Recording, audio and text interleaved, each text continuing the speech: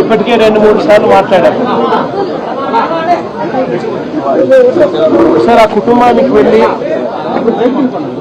ఆ కుటుంబాన్ని పరామర్శిస్తే హృదయ విదారకమైన పరిస్థితి అక్కడ కనిపిస్తుంది. ఈ పెద్దమ్మ ఆ బాబు వాళ్ళ నాయనమ్మ, అన్న ఆ బాబు వాళ్ళ నాన్న. ఒకసారి ఆ బాబు బ్యాక్గ్రౌండ్ ఒకసారి గమనిస్తే వీళ్ళ పిల్లలు, ముగ్గురు పిల్లలు,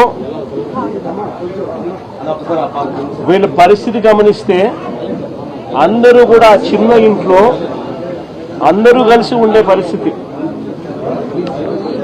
అటువంటి పేదరికంలో బ్రతుకుతా ఉన్న వీళ్ళను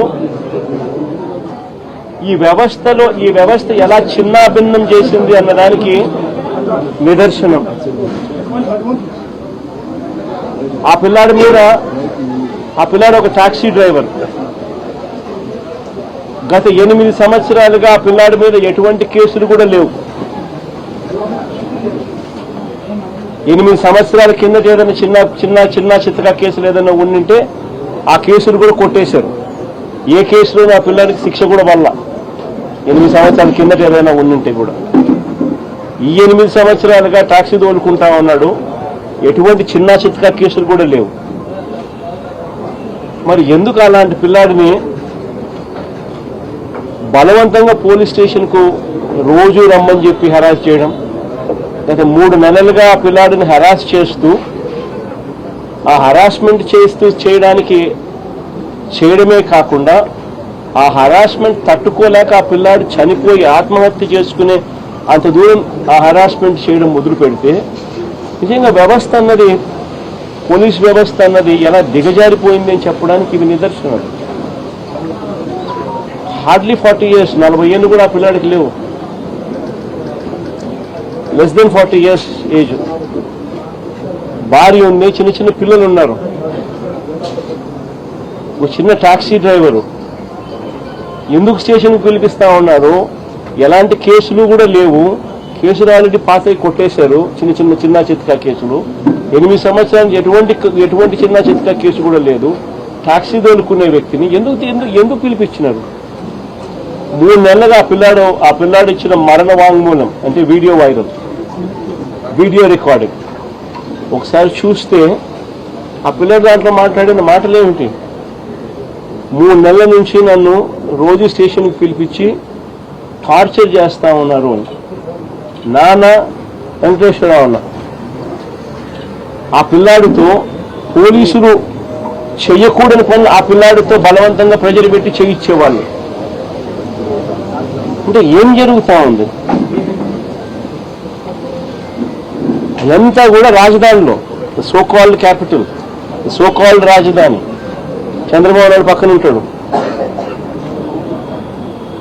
అమరావతి అనేది కాదు మన రాజధాని. సోకాల్డ్ విజయవాడ మన రాజధాని. వాస్తవం చెప్పాలి, అందరం ఇక్కడే ఉంటాం. కళ్ళెదిటే పోలీస్ స్టేషన్, కళ్ళెదిటే సిపి, కళ్ళెదిటే డీజీపీ, కళ్ళెదిటే ముఖ్యమంత్రి, కళ్ళెదిటే హోమ్ మినిస్టర్స్ ఆఫీసు.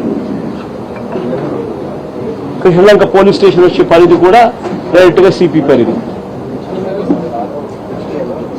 ఇన్సిడెంట్ జరిగిన తర్వాత వాళ్ళ నాన్న పోయి ఆ వీడియో కూడా చూపించి, మరణ వాంగ్మూలంతో కూడిన ఈ వీడియోను కూడా చూపించి, నా కొడుకుని దారుణంగా చంపేసినారంటే కూడా సిపికి చూపించిన నో యాక్షన్. ఎందుకు ప్రొటెక్ట్ చేస్తా ఉన్నారు అంటే క్లియర్ కట్ గా రాజధానిలో ఒక రాకెట్ నడుపుతా ఉన్నారు.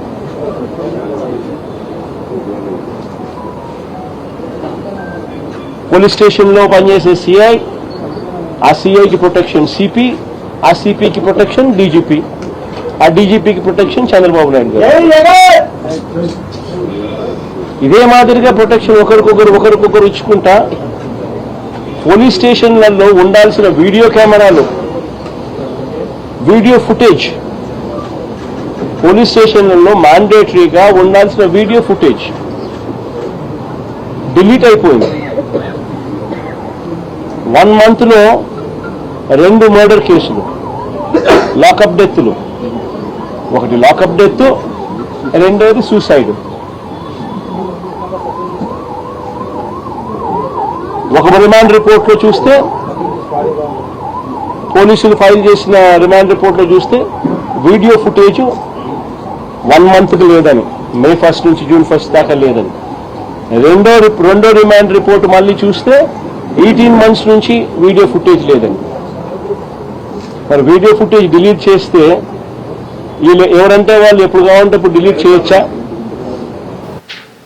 ఒకవేళ డిలీట్ చేసే కార్యక్రమమే చేయగలిగితే దానికి బ్యాకప్ ఉండదా? వాళ్ళ బ్యాకప్, వాళ్ళ సెంట్రలైజ్డ్ ఆఫీసెస్లో బ్యాకప్ ఉండదా వీడియో ఫుటేజ్? సో ఒక పద్ధతి ప్రకారము స్టేషన్లలో ఇల్లీగల్ యాక్టివిటీస్ చేస్తూ ఉన్నారు, కొడతా ఉన్నారు, చంపుతా ఉన్నారు. వీడియో ఫుటేజ్ అనేది తీసేసినారు. కంప్లైంట్లు ఇస్తే కంప్లైంట్ చెత్తబుట్టలో పడేస్తూ ఉన్నారు. అంటే ఒక పద్ధతి ప్రకారం జరుగుతూ ఉన్నా కనీసం ఇంతవరకు కేసు రిజిస్టర్ చేయాల. It is actually an SC/ST case register చేయాల్సింది. మరణ వాంగ్మూలం తాను ఇచ్చింది, కేసు రిజిస్టర్ చేయాల. వాళ్ళ కుటుంబానికి ఏం పరిష్కారం చెబుతా ఉన్నాం? అన్ని రకాలుగా అన్నకు తోడుగా పార్టీ ఖచ్చితంగా నిలబడుతుంది. అన్ని రకాలుగా కూడా ఈ కేసుకు సంబంధించి లీగల్ ఎయిడ్ దగ్గర నుంచి మొదలు పెడితే అన్ని రకాలుగా కూడా తోడుగా ఈ కుటుంబానికి ఉంటాం. ఖచ్చితంగా న్యాయం జరిగే దిశగా కోర్టుల మీద ఖచ్చితంగా ఒత్తిడి కూడా తీసుకొచ్చే కార్యక్రమం కూడా ఖచ్చితంగా చేస్తాం.